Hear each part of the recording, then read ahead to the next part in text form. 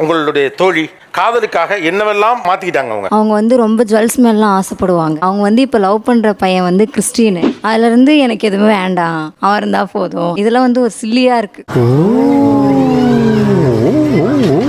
மாத்திக்கிட்டாதான் அவங்க வீட்டுல அக்செப்ட் பண்றேன்னு சொன்னாங்க. அதுக்கப்புறம் நானே ஆட்டோமேட்டிக்கா மாறிட்டேன். அப்ப அவங்க சொன்னதுக்காக தானே மாறி இருக்காங்க, காதலுக்காக மாறி இருக்கேங்கிறீங்க.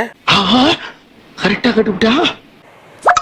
இப்போ சக்சஸ் ஆகணும்ல, காதல் சக்சஸ் ஆகிறதுக்காக கடைசியில நோட்டிட்டு போயிடுச்சு தம்பி. நீங்க இருந்தா மாறுவீங்களா? அப்படி மாற மாட்டேன். அதுக்கு போல என்ன பண்ணுவீங்க? அவங்கள என் பக்கம் மாத்திருவேன் நான். ஆமா, இது நம்ம லாஜிக். இது See my மாப்பிளை டேலண்ட். நீங்க உங்க பக்கம் மாத்திக்க, அது மட்டும் சரியா?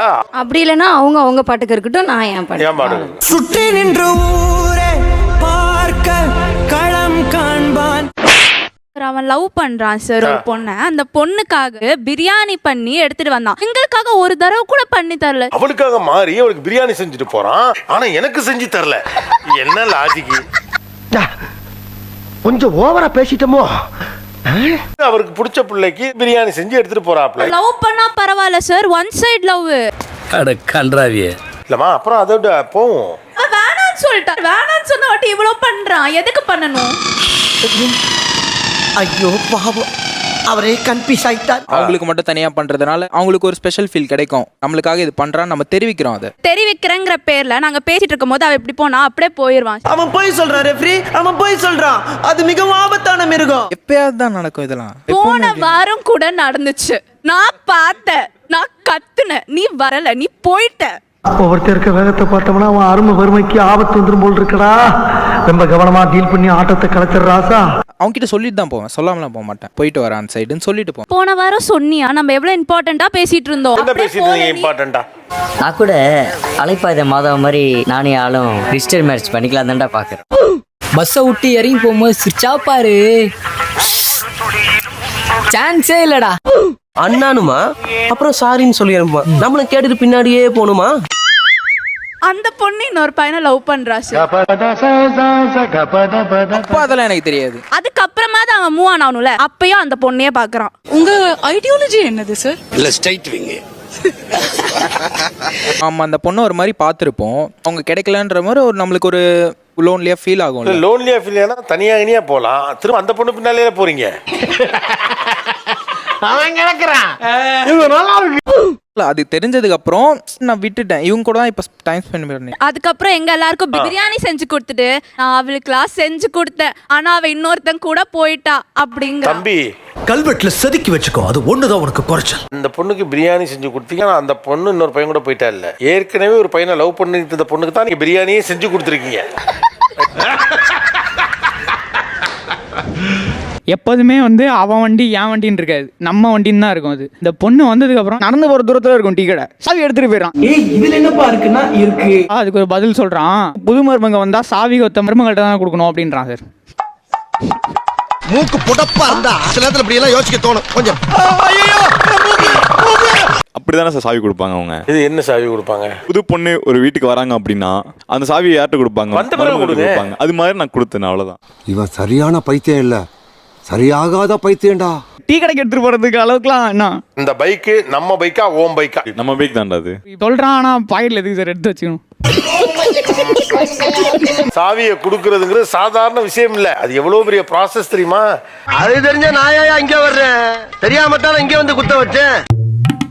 ஒரு மாசத்துக்கு 2-3 வாட்டி ட்ரெஸ் எடுக்க போவோம் சார். அந்த டைம்ல ட்ரெஸ் எடுக்கிற போறப்ப அவன் வந்துட்டு ஒரு 10 நிமிஷம் கூட வெயிட் பண்ண மாட்டான். ஆனா இப்ப லவ்வுக்கு அப்புறம் அவன் பண்றான் சார். இந்த பொண்ணோட போயிட்டு 10 மணி வரைக்கும் 10 ட்ரெஸ் எடுக்க வெயிட் பண்றான். ஐயோ, பைபிள்ல ஏதோ பிளான் பண்ணுதே.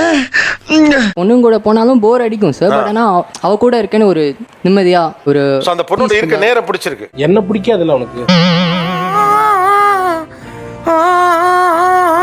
யார நம்பர்னே தெரியல தாசண்ணா. பொண்ணு ட்ரெஸ் வைக்கும் போது உள்ள பட்டாம்பூச்சி பறக்குதுன்றாங்க. தம்பி, அதான் தான் லவ். உனக்கு என்னன்னா சுத்த ஆளு கிடையாது, கேர்ள் ஃப்ரெண்டும் கிடையாது, ஒத்த ஃப்ரெண்டு இவன் தான் போல் இருக்கு. என் கூட இருறா புரோட்டா தின்னு தெரியும் நீ சொல்ற.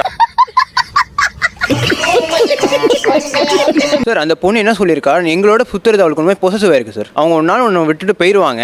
அவங்களோட சுத்தாதரா, நாளைக்கு வீட்டுக்கு வரப்போ அம்மா அப்பாவும் எனக்கு பிடிக்கல, அம்மா அப்பா விட்டு போன்னு சொன்னா விடுவாள சார்? எனக்கு அப்பா இல்லை சார், அம்மா மட்டும்தான். அந்த மாதிரி ஒரு பொண்ணாக இருக்க மாட்டான் எனக்கு தெரியும். அதனால தான் நான் அந்த பொண்ணை செலக்ட் பண்ணியிருக்கேன். அப்படிங்களா? ரொம்ப சந்தோஷம். ஓகே, வேறு என்ன மாற்றம்? சார் அவர் மட்டும் மாறினா பரவாயில்ல, என்னையும் சேர்த்து மாற சொல்றாரு. அந்த பொண்ணு வந்து வெஜிடேரியன்னா நீயும் வெஜ் தான் சாப்பிடணும்னு சொல்றாரு. காய்ஸ், அவங்க நம்மள மாதிரி நார்மல் பீப்புள் கிடையாது காய்ஸ், சொன்னா புரிஞ்சுங்க.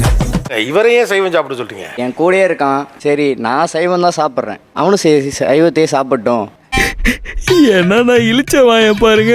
இந்த லவ் வந்ததுக்கு அப்புறம் நிறைய பொய் சொல்ல ஆரம்பிச்சிட்டான். கால் பண்ணுவேன், பிஸின்னு வரும். யார்கிட்ட பச்சா பேசுறேன்னு கேட்டா அப்பாட்ட பேசுறேன்டா. 2 மணி நேரம் அப்பாட்ட பேசுவியாடான்னு கேட்டா ஆமா மச்சான் அப்படின்னா. அப்புறம் இன்னொரு நாள் பார்த்தா அதே மாதிரி பேசிட்டு இருந்தா செல்லம் குச்சுன்னு குந்துறான். யாரான்னு கேட்டா அப்பாட்டடான்றான். அப்பதான் கண்டுபிடிச்சேன் தம்பி பொய் சொல்றான். அவ்வளவே சதறி போச்சு, பதறி போச்சு. அங்கே 2 பேர் தான் டாப்பர்ஸ், போட்டி போட்டு படிப்போம். இப்போ வந்து 39 எடுத்துட்டு 1 மார்க் ஜஸ்ட் பாஸ் கேட்குற நிலைமைக்கு வந்துட்டான் அவன். லவ் பண்ணதுக்கு அப்புறம் ஆரம்பிச்சது வந்து ஸ்டடீஸ்ல அவ்வளோ இன்ட்ரெஸ்ட் போல விளங்கிரும். நீங்க உங்க அம்மா அப்பா என்ன பண்றாங்க? Middle class. Middle class. இவ்வளவு பேருடைய கனவுகள், உழைப்பு இதெல்லாம் இருக்கு. இது நீங்க காதல் பண்றேன்னு இல்லை சார், லாஸ்ட் செம் தான் சார் அப்படி இப்போ நல்ல பிக்கப் ஆகினே வந்துட்டு 60 அப்படியே கொஞ்சம் கொஞ்சமாக மேலே வரான். இப்போ என் தட்டில் சோறு இருந்தால் மட்டும் பார்க்க முடியாது, அவங்க வாழ்க்கையை நான் பார்க்கணும். நான் ஒண்ணு சொல்றேன் உனக்கு, காதல் எவ்வளவு பெருசுன்னு எனக்கு தெரியல. ஏன்னா நான் அவங்கள நான் பார்க்கல. ஆனா உன் நட்பு ரொம்ப பெருசுடா. ரொம்ப பிடிச்சிருக்கு. காதலுக்காக மாறலாமா கூடாதா? ஃபர்ஸ்ட் ஏன் மாறணும் சார்? மியூச்சுவலாக ஒரு பாசிட்டிவ் நெகட்டிவ் அக்செப்ட் பண்ணிட்டு இருக்கிறது தான் ஒரு நார்மல் ஜென்யூனான ரிலேஷன்ஷிப்பில். அதை மாற்றிக்கிறது அந்த டைம் நல்லாயிருக்கும். ஆனால் அது ஓவர் டைம் அது போகும்போது இல்லை இதை மறைச்சியான்னு சொல்லிட்டு அது ஒரு பெரிய பிரச்சனையாயிருக்கும். 2 பேர் புரிஞ்சுக்கிறதானே காதல். 2 பேர் புரிஞ்சுக்கிறதா காதல்லாம் ஏன் மாறணும் முதல்ல? இப்போவே ஃபுல் டைம் ஸ்பெண்ட் பண்ணுறாங்க, எல்லாமே பண்ணுறாங்க. நான் ஆஃப்டர் மேரேஜ் இப்போ கமிட்மெண்ட்ஸ் இருக்கும்போது அதை பண்ணி தான் ஆகணும். அப்போ வந்து அவங்கள்ட்ட ரீசன் சொன்னாலுமே அவங்களுக்கு என்ன தோணும் அப்படின்னா, அன்னைக்கு பண்ணால் இன்னைக்கு இன்ட்ரெஸ்ட் போயிடுச்சு.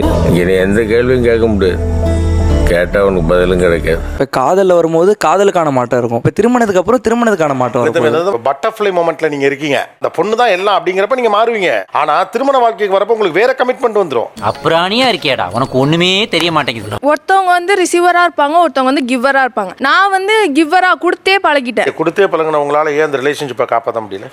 அதான் எனக்கே தெரியல. தெரியல. நீங்க கொடுத்துக்கிட்டே இருக்கப்போ உங்களுக்கு கசப்பும் வளர்ந்துகிட்டே இருக்கு. நான் கொடுத்துட்டே இருக்கேன், அவன் என்ஜாய் பண்ணிட்டே இருக்கானே. புரிஞ்சிருச்சு. இனிமே நம்ம வந்து ஈக்குவலா பிடிக்கலனா பிடிக்கல, என்னால முடியல, ரிஜெக்ட் பண்ணணும். அவங்களை எதிர்த்து போராடுவோம். முதல் அடி வாங்குறது நீயா தான் இருப்ப, ஆனா உன் தைரியத்தை நான் பாராட்டுறேன். என்னோட கேர்ள் ஃப்ரெண்ட் வந்து பர்ஃப்யூம் வந்து ப்ரெசென்ட் பண்ணாங்க. ஓகே தேங்க்யூ அப்படின்னு நான் சர்ப்ரைஸ் ஆவேன் அப்படின்னு நினச்சேன். ஆனால் நான் ரொம்ப எனக்கு நார்மலாக தான் இருந்தது. சர்ப்ரைஸ் ஆவேன்னு நினச்சேன், எனக்கு நீ பண்ணுறது ஹர்ட் ஆகுது. அவங்க சர்ப்ரைஸ் எதிர்பார்க்கறக்கா நான் நடிக்க முடியாது என்னால். நான் இதுதான் உனக்கு பிடிச்சா ஏற்றுக்க அப்படிங்கிற மைண்ட் சொன்னோம். அது பெரிய சண்டையாகவும் மாறல இப்போ வரைக்கும். அப்படி புரியவே இல்லை அவங்களுக்கு. ஆனா எனக்கு அவங்கள பிடிச்சிருக்கு அப்படின்னா என்ன பண்றது? there is no loveன்னு அர்த்தம். கண்ட்ரோல் பண்ணணும்னு நினைக்கிறாங்க, அவ்வளோதான். நிலைமை நினைச்சு ரொம்ப பரிதாபமா இருக்கு. சர்ப்ரைஸுக்கு எக்ஸைட் ஆகிற ஒரு பொண்ணு சர்ப்ரைஸ்ல எல்லாம் இன்ட்ரெஸ்ட் இல்லைங்கிறதுனால தன்னை மாத்திட்டு இருக்கா. கிட்டத்தட்ட இந்த பொண்ணு மாதிரி தான் அந்த பொண்ணும். இந்த பொண்ணு அது லவ்வே இல்லைங்கிறீங்க. இப்போ உங்களுக்கு அதுவே மண்டையில ஏறல, அவ எனக்காக மாறி இருக்கான்னு. இவன் டம்மி தான் போல் இருக்கு. இந்த உலகம் பாவனைகளால் ஆனது. உங்க அப்பா அவரா இல்ல, உங்க அம்மா அவங்களா இல்ல, நம்ம ஆசிரியர்கள் அவங்களா இல்ல. அவங்கள நீங்க அவங்களோட இடத்துல போய் பாருங்க, அவங்க வேற. தெரிஞ்சுக்க புரிஞ்சுக்க, கரெக்டா இருந்தா புரட்டா கரெக்டா.